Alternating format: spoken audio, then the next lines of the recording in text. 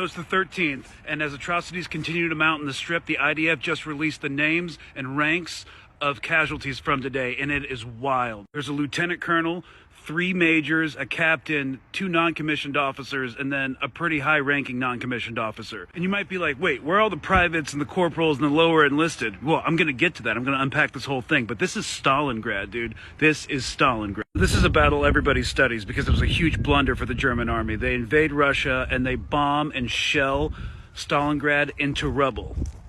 Sounds familiar. And one of the biggest advantages the German had were their tanks and their armored vehicles, which, because of the rubble, couldn't really maneuver the way they should have. And they really nerfed themselves against the Russians because the Russians knew their own rubble of their own city better than they ever would. So they had like ambush positions, fixed fighting positions, and scary sniper positions. And that is actually one of the defining aspects of the battle, because these Russian snipers would just target the officers and leave the lower enlisted men alone. And, you know, it would break morale as their officers kept having to get replaced over and over and over again. The only time you see casualty profiles just like this is with snipers. Lieutenant Colonel, Golani Brigade's 13th Battalion. Major, Golani Brigade's 13th Battalion. Major, Golani Brigade's 51st Battalion. So on. This usually speaks to military incompetence because the officers have to go to the front lines and expose themselves in order to deal with a certain type of situation that no one else can figure out. And this happens when you don't have a very strong officer or non-commissioned officer corps.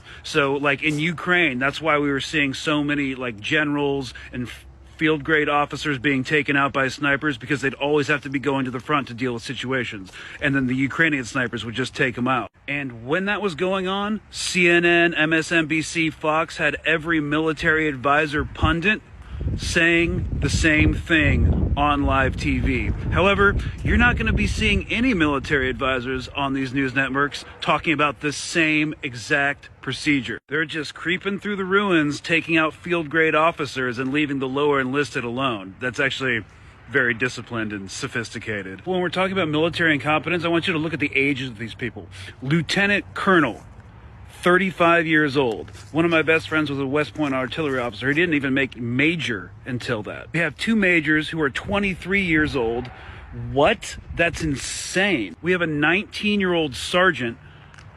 I was still in basic training when I was 19. I didn't even make sergeant in the Rangers until I was like 22. They're just a bunch of kids with no training.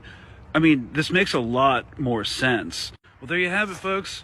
You're not defeating Hamas with that when nobody in the military has the maturity or the practical experience for the positions they're supposed to be occupying. That's why no progress is being made, but the only thing they can do is listen to their gospel AI targeting program and drop the bombs where it tells them to drop the bombs. Seriously, just a bunch of thugs with a bunch of weapons and advanced gear that they don't deserve and that are too good for them. Oh yeah, and here's a picture of soldiers from that Golan Defense Brigade that's been getting sniped so hard. This is them inside the Hamas parliament, you know, just taking victory pictures for the fans back home.